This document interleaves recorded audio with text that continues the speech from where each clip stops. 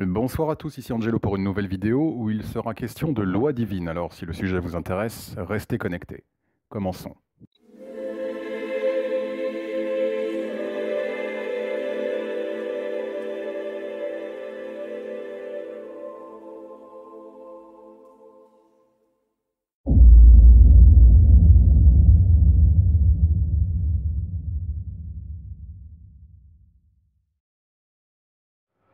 Bonjour à tous, ici Angelo pour une nouvelle vidéo. J'espère que vous allez bien, j'espère que vous avez passé une bonne semaine. Alors, j'ai voulu répondre aujourd'hui à une question qui m'a été posée il y a un petit moment. Alors, je vais essayer de reprendre la question. Une question assez intéressante. Alors, voilà. Bonjour Angelo, respectez les lois de Dieu. Quelles sont ces lois? Pourquoi des lois? Pourquoi nous n'utilisons pas le mot valeur? Le mot loi contraint, je n'ai pas besoin de loi pour savoir qu'il ne faut pas tuer, voler, faire du mal, physiquement ou psychiquement à mon prochain, ou animal, jalouser, etc. Tu utilises beaucoup ce terme, pourrais-tu nous renseigner? Alors, il y a tellement de choses à dire par rapport à ce sujet. Bon, déjà, loi, c'est le mot qui est consacré spirituellement. On parle de loi, tout comme il y a des lois physiques. Tout comme il y a des lois dans ce pays, dans ce monde, on parle de loi. Tout ce qui est en bas est issu de ce qui est en haut. N'oubliez pas cette règle spirituelle. Donc c'est le terme qui est consacré. Alors plusieurs choses. Déjà, je suis ravi d'entendre, enfin en tout cas de lire, que cet auditeur me dit « Je n'ai pas besoin du mot loi pour savoir qu'il ne faut pas tuer, qu'il ne faut pas jalouser. » Ben, tant mieux pour vous. Quand vous regardez le monde autour de vous, est-ce que vous avez le sentiment que c'est quelque chose qui est partagé? Est-ce que les gens ne tuent pas, ne jalousent pas, ne trompent pas, n'abusent pas, n'escroquent pas, ne violent pas, ne tuent pas les animaux, ne détruisent pas les forêts? Donc c'est bien si cet auditeur a cette conscience. D'ailleurs, je précise que je ne dis pas cela de manière ironique. Je suis sincère quand je dis tant mieux si cet auditeur a autant de valeur. Mais on voit bien dans le monde dans lequel nous vivons aujourd'hui que ces valeurs ne sont pas partagées. Si tout le monde respectait ces simples concepts qui, dit comme ça, coulent de source, ne pas tuer, ne pas jalouser, ne pas être amer, ne pas faire la guerre, ne pas laisser les personnes dans la misère, évidemment, tout le monde va être d'accord là-dessus. Théoriquement, tout le monde est d'accord. Est-ce que vous avez le sentiment que ce monde reflète l'accord que, dogmatiquement, les gens ont de ces valeurs? Non. Donc oui, il s'agit bien de loi. Parce que si c'était aussi évident, on n'utiliserait pas un terme qui effectivement peut avoir une valeur assez formelle, une connotation assez contraignante, évidemment.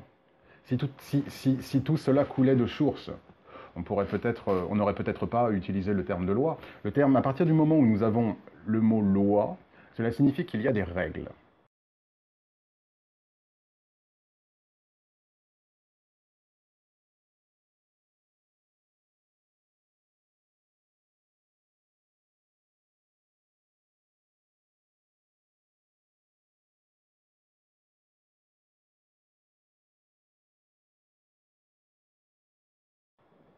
D'accord?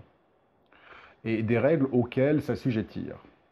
C'est tout le débat d'ailleurs entre les lucifériens qui parlent d'un dieu esclavagiste, d'un dieu tyran, et qui pourrait se rapprocher, alors comparaison n'est pas raison, mais qui pourrait se rapprocher un petit peu des mouvements, on va dire, libertaires et anarchistes.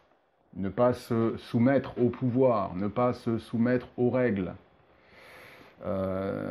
Mais il y a des règles. Alors, une fois de plus, cet auditeur semble trouver, il dit « je n'ai pas besoin de loi pour savoir qu'il ne faut pas tuer ». Ben oui, mais en France, dans le monde, si on n'avait pas de loi, les gens feraient ce qu'ils voudraient. Voilà. Donc on a des lois. Les lois édictent des règles.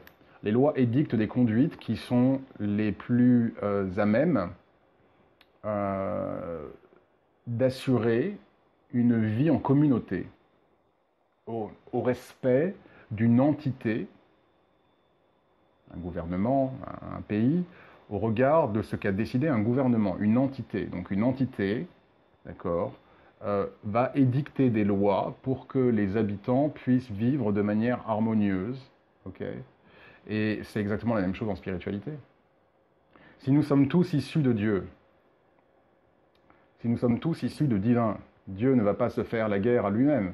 Donc par définition, cela sous-entend que nous tous, êtres humains, devons être dans l'amour, dans la compréhension, dans la compassion, puisque nous émanons tous de Dieu. Donc oui, nous parlons de loi. Nous parlons de loi parce que cela n'est pas naturel. Pourquoi est-ce que cela n'est pas naturel? Parce que nous sommes dans une dichotomie. En gros, l'existence humaine est une réelle schizophrénie. D'accord?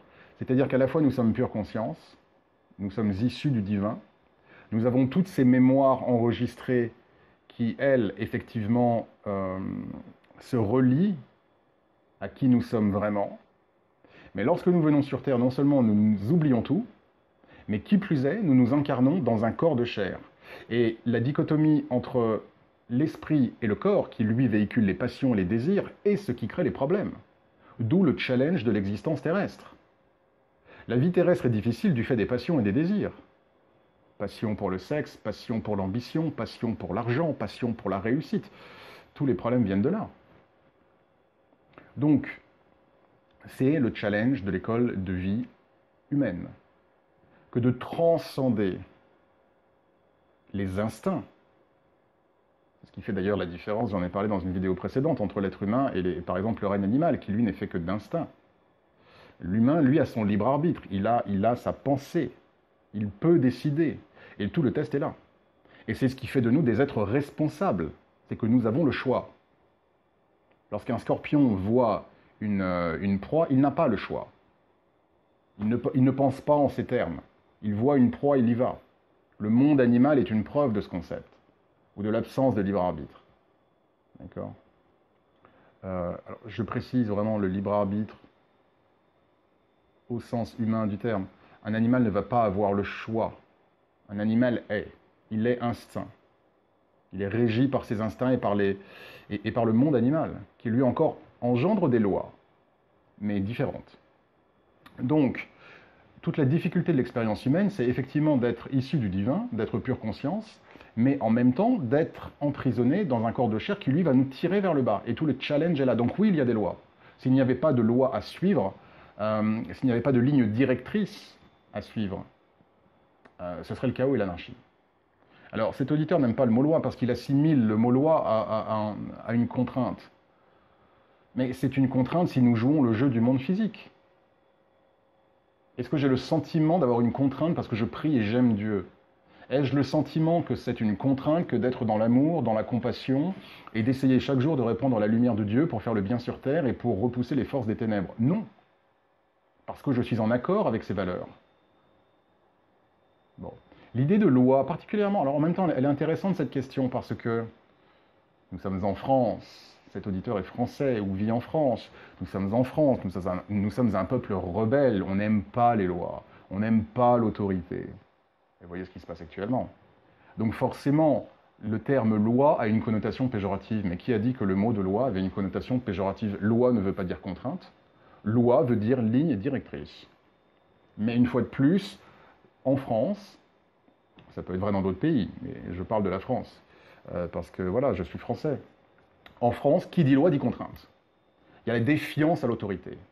L'autorité, elle a pas raison. L'autorité, elle est pourrie. L'autorité, elle ne pense pas au peuple. L'autorité, blablabla, blablabla, blablabla. Donc, à partir de ce moment-là, cet auditeur met une connotation péjorative au mot loi, mais le mot loi n'est pas péjoratif, il n'est pas négatif.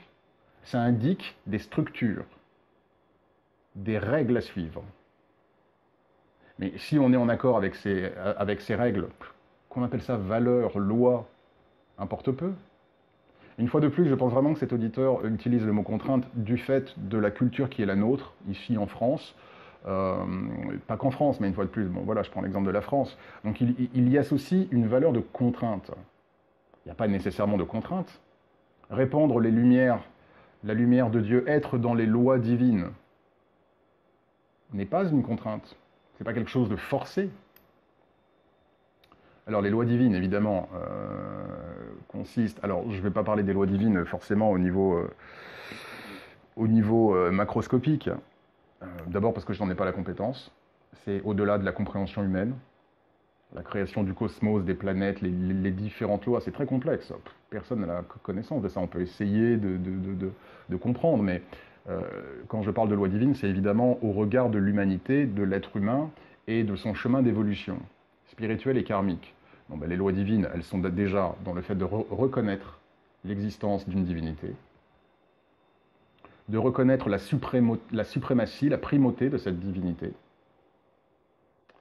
Et donc là, on pourra dire, bah oui, mais regarde, c'est une contrainte. Bah, peut-être. C'est une contrainte pour ceux qui ne vibrent pas, qui ne croient pas en Dieu. Ça peut être une contrainte pour ceux qui voient Dieu comme un méchant esclavagiste. D'où, une fois de plus, tous les courants spirituels dérivés qui consistent à dire, oui, mais Dieu n'est rien, Dieu est un Dieu mauvais, Dieu est un esclavagiste, regardez, c'est le serpent qui a voulu libérer Adam et Ève, etc., etc. Non, je n'adhère évidemment pas. On vit dans le monde du mal. Donc est-ce que le monde du mal est un monde meilleur que les plans spirituels? Non. Donc si vous me demandez de choisir le monde physique, le monde humain et le monde spirituel, je choisis le monde spirituel. Mais je sais que j'ai des choses à faire dans ce monde physique au service de Dieu et j'y joue le jeu. Mais oui, il y a des lois. Parce que s'il n'y a pas de loi, c'est l'anarchie. Et on le voit bien au niveau humain. Et c'est pareil au niveau spirituel. Tous les êtres, toutes les entités ne sont pas assujettis à Dieu. Mais lorsqu'elles ne sont pas assujetties à Dieu, elles sont dans des plans dans lesquels j'aurais pas envie d'être, tout simplement. Si vous voulez, pourquoi est-ce que vous pensez qu'on utilise cette image du Dieu, le vieil homme barbu, etc. Parce que c'est l'image paternelle. D'ailleurs, c'est la raison pour laquelle Jésus disait « mon Père ». Il y a donc l'image patriarcale.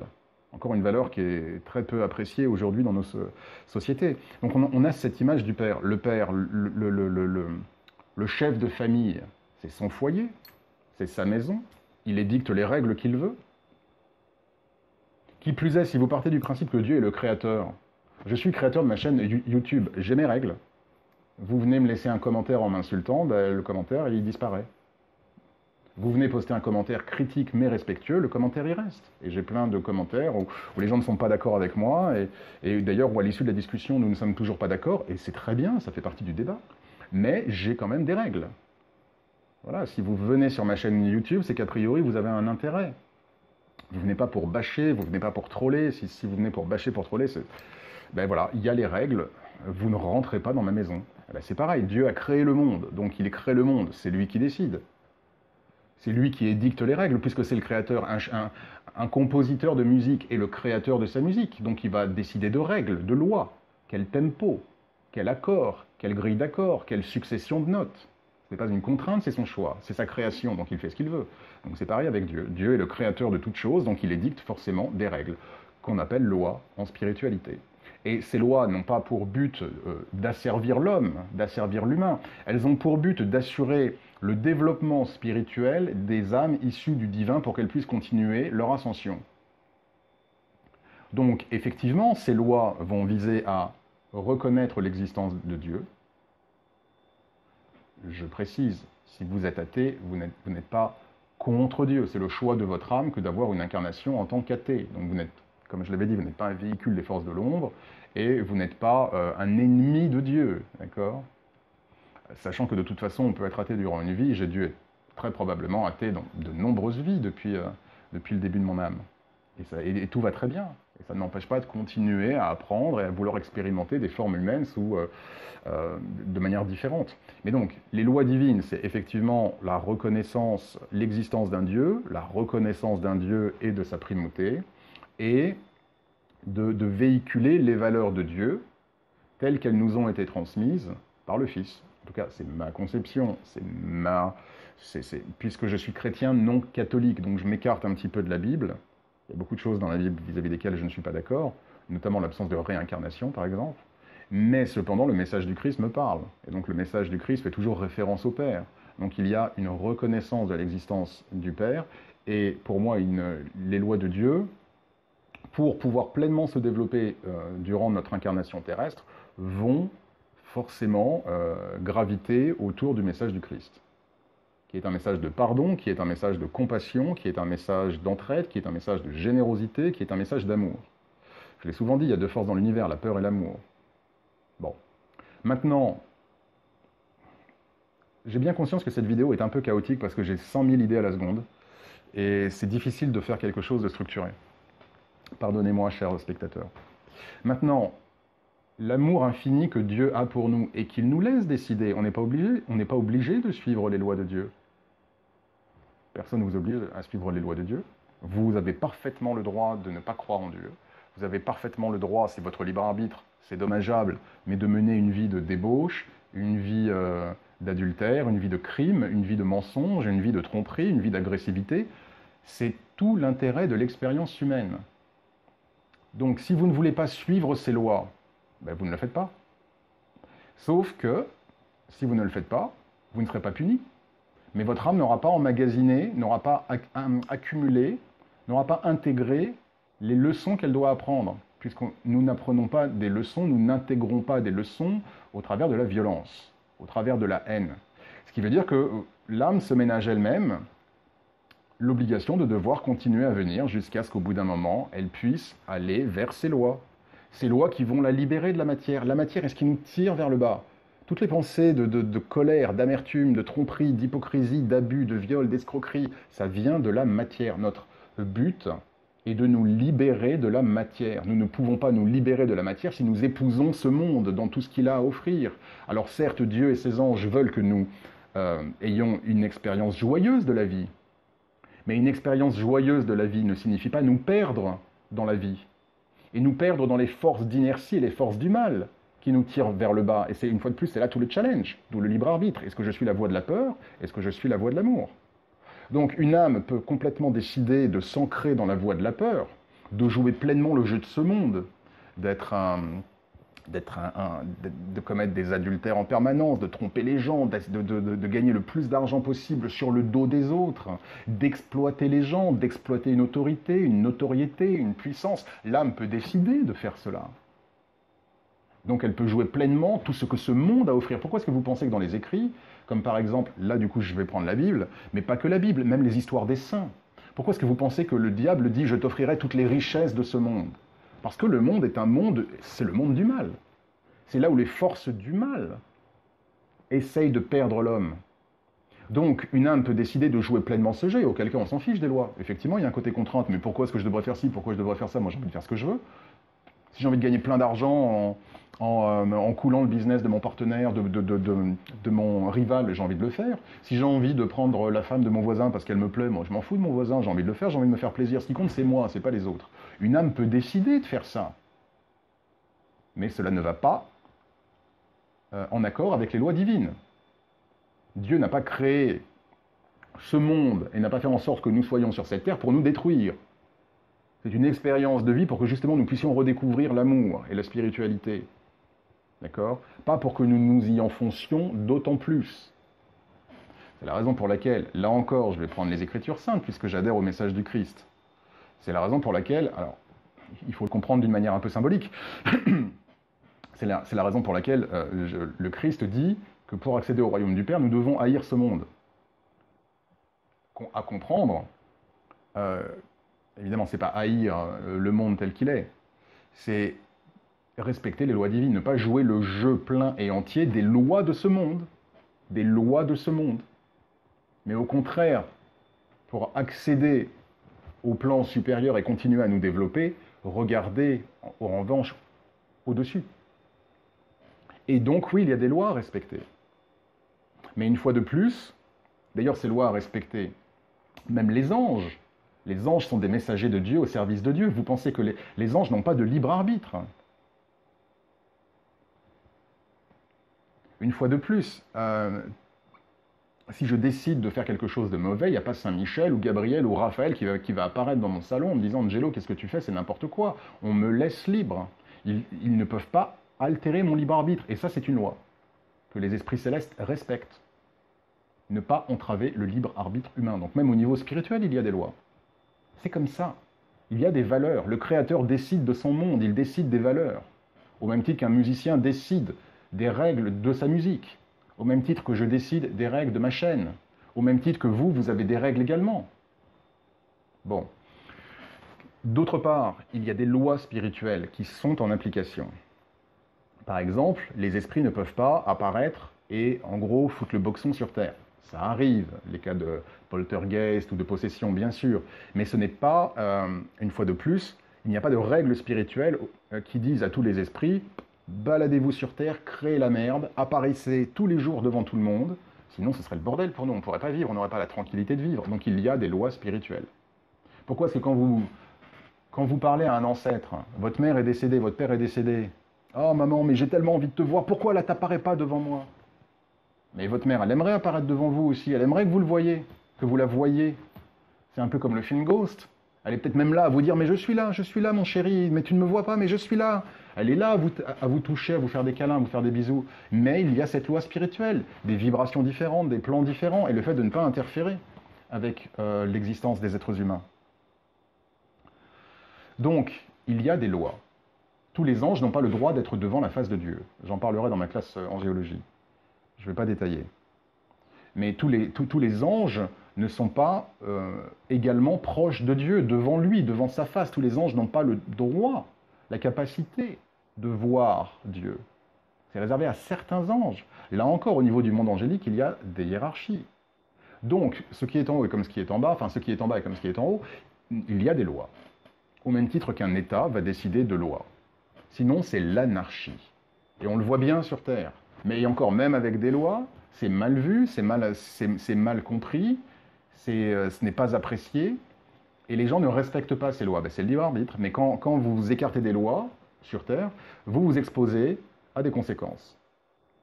Ben, c'est exactement pareil spirituellement. Et les conséquences, c'est pas que vous allez brûler en enfer, c'est pas que vous êtes puni, c'est que votre âme, du coup, elle n'a pas assimilé, elle n'a pas acquis en décidant de vivre une vie à l'encontre des lois divines, elle n'a pas acquis le savoir, la maturité spirituelle qui lui est nécessaire pour continuer son évolution. Donc elle doit revenir. Nous sommes les artisans de notre évolution ou les artisans de notre perte. Mais oui, il y a des lois. Donc, reconnaître Dieu. Admettre et reconnaître sa primauté. Et donc toutes les valeurs qui sont véhiculées par Dieu telles que décrites par le Christ. Voilà, pour répondre à la question. Alors chaque religion ou courant spirituel aura du coup des pensées différentes, parce que là je parle vraiment de ma spiritualité qui est teintée de christianisme, évidemment. Et tout le monde n'adhère pas au christianisme. Et je le respecte, bien évidemment. Mais on me pose la question à moi, donc je réponds par rapport à mes croyances, et je réponds du coup aussi par rapport à mon expérience. Parce que si j'ai la chance d'avoir cette vie que j'aime tant, c'est que j'ai décidé d'engager ce chemin spirituel vers Dieu et d'être en parfaite osmose avec ces lois spirituelles. Ça ne veut pas dire que je ne faillis pas. Je parlais de tests dans la vidéo précédente avec les rêves. Il y a des tests que j'ai échoués. Si j'étais parfait, je ne serais pas sur Terre. Je suis ici parce que j'ai des choses à apprendre, au même titre que vous. Je suis ni moins bon ni meilleur que vous. Je suis un être humain comme vous. Mais j'ai des choses à apprendre. Mais ce qui m'a permis de sauver ma vie, si je vois comment était ma vie il y a environ une vingtaine d'années, d'accord, qui était extrêmement différente, ce qui m'a permis aujourd'hui d'être dans une phase de ma vie où tout vient à moi, où tout va bien, où je me sens en plénitude, en harmonie, en paix, où tout, franchement, tout est nickel. C'est parce que j'ai décidé de mettre en pratique les lois divines et de ne pas être prisonnier de ce monde dans toutes les forces d'inertie et maléfiques et de tentation qu'il peut offrir. Donc oui, cela passe par des lois.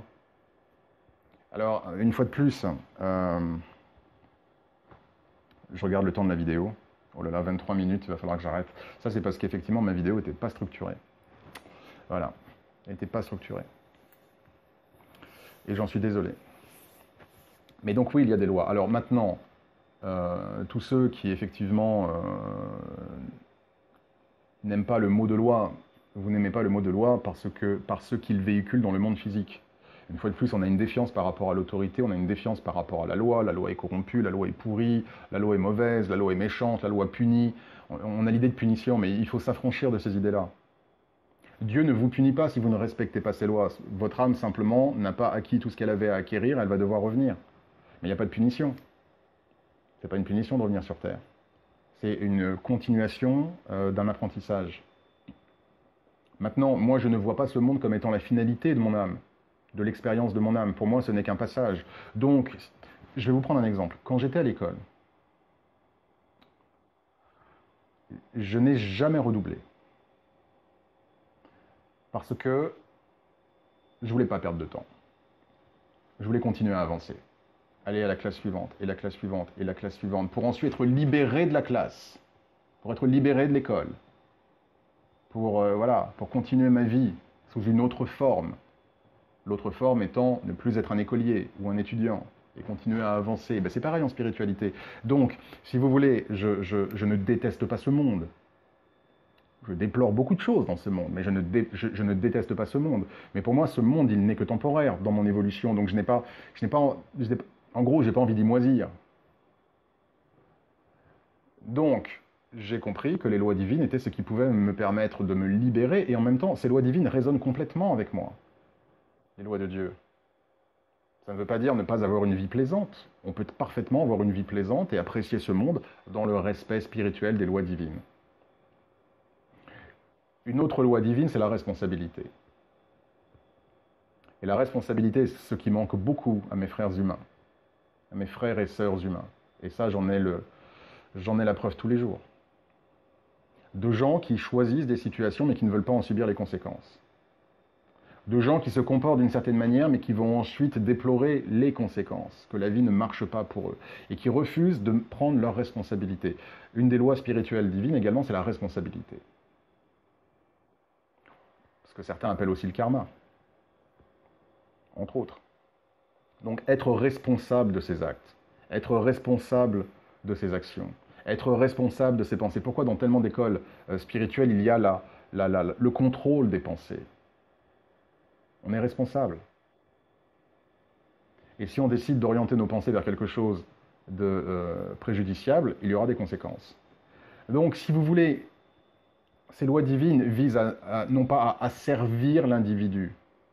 L'asservissement de l'individu, c'est le chaos. Alors d'accord, il n'y a peut-être pas de loi, c'est peut-être la fête à neuneux, c'est peut-être open bar, mais on voit le résultat. D'accord? C'est pas le bonheur. C'est la misère et le chaos, et l'anarchie.